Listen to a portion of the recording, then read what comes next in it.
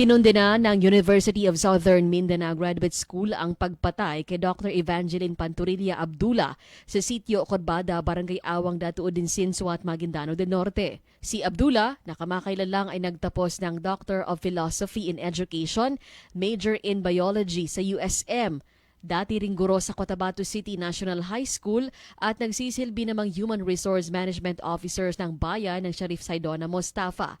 Sa pahayag ng USM, sila ay nagpaabot ng pakikiramay sa pamilya ng biktima at sinabing malaking kawalan sa akademya ang kanyang pagkamatay dahil na rin sa dedikasyon at husay. Siya ay mahusay na iskolar na nagsisilbing gabay at nagbibigay buhay sa susunod na henerasyon ng mga mag-aaral na naghahangad din ng mas mataas na antas ng edukasyon.